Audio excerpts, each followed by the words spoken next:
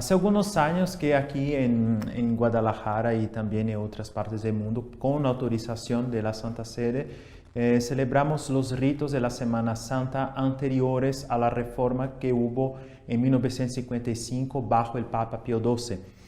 Una reforma que cambió mucho de los ritos de la Semana Santa que eran celebrados en el misal de San Pío V.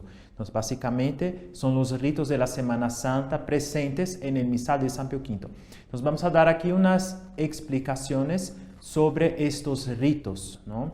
Algunos puntos. Primeramente, empezamos con el Domingo de Ramos, el primer día de la Semana Santa. Y ese día es conocido porque tenemos la bendición, la distribución y la procesión de los ramos antes de la misa principal. En el rito anterior a 1955 utilizamos tanto para la bendición, procesión y para la misa el mismo color litúrgico que es el color morado. ¿Por qué el morado? Porque es el color del tiempo litúrgico, es el color del tiempo de la Cuaresma y de la Pasión. Entonces está dentro del tiempo cuaresmal, entonces guardamos el color morado. Después, en la reforma de la Semana Santa, en 55 se cambió el color de la bendición para el rojo, ¿no? Pero el color tradicional es realmente el mismo de toda la ceremonia, que es el morado.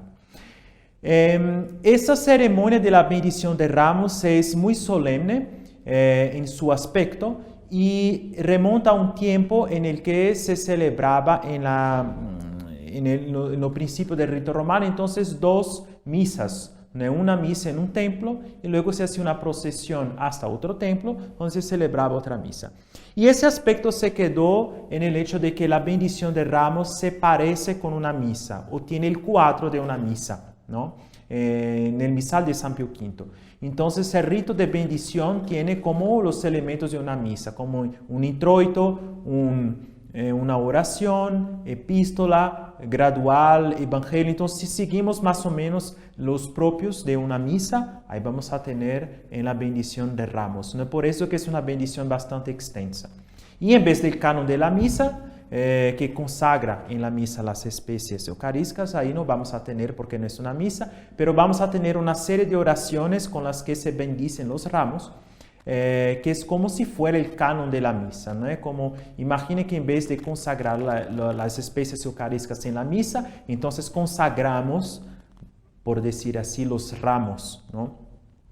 Y luego esa ceremonia se termina con el diácono cantando el Procedamos in pace, algo procedamos en paz, ¿no? Algo semejante al Ite missa est del final de la misa, ¿no? Y ahí empezamos la procesión. La procesión llegando a la puerta del templo, entonces una parte del coro entra dentro del templo y cierra la puerta principal, mientras la mayor parte, los ministros, el sacerdote y todo el pueblo se queda fuera, ¿no? Y ahí existe un diálogo en el que hay una estrofa cantada para las personas de fuera y otra cantada por las personas que están adentro. Algo que aquí los mexicanos conocen bien durante las posadas, ¿no? En el que una parte entra y luego la parte que está afuera canta una parte y la parte de dentro canta otra, ¿no? Ese tipo de rito parece que está inspirado ya en ese rito de ramos. Y luego, en ese momento, el subdiácono, otro ministro si no es celebrado con solemnidad, con la cruz de procesión golpea la puerta del templo para dejar entrar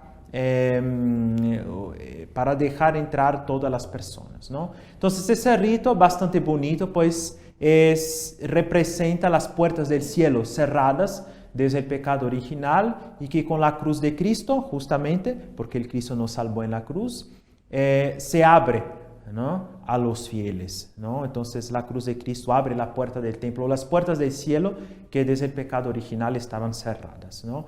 Y a partir de ese momento entramos en el templo y ahí se celebra la Santa Misa, ¿no?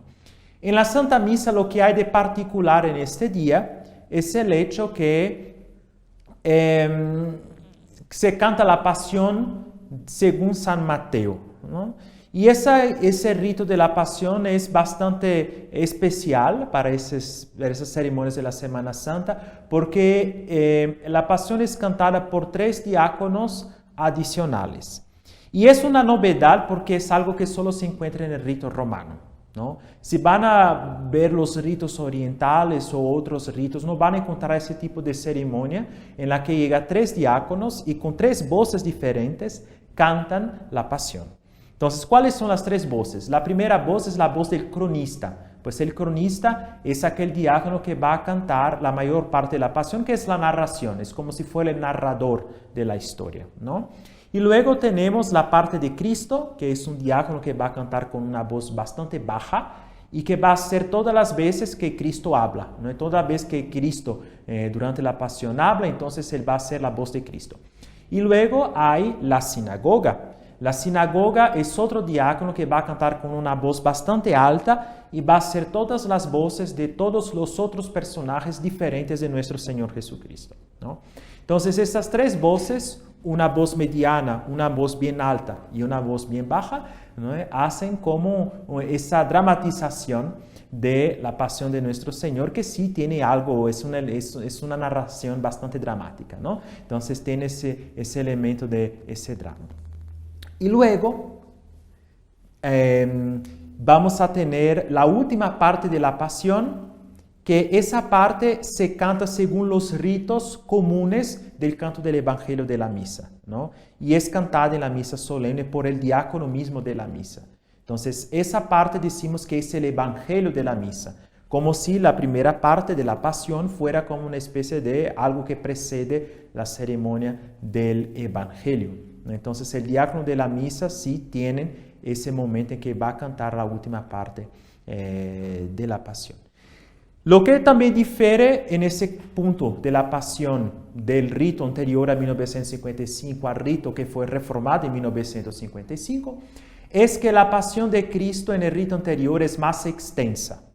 El canto de la pasión empieza ya desde el momento en el que las autoridades de los judíos, los sumos sacerdotes, están conspirando para entregar a Jesús a la muerte. Y luego tenemos la narración de la Santa Cena, de la institución de la Eucaristía, de Cristo declarando a Pedro que Pedro va a negarlo, ¿no? Y luego sigue toda la pasión hasta la muerte y sepultura, incluso en el caso del Domingo de Ramos también la narración del Sábado Santo, quiere decir las autoridades de los judíos que van a pedir a Pilato que envíen guardias para guardar la entrada del sepulcro, ¿no? Porque ahí con miedo de que uno de los, según ellos, uno de los discípulos robaran el cuerpo del Señor y luego hubiera dicho, no, el Señor resucitó, ¿no?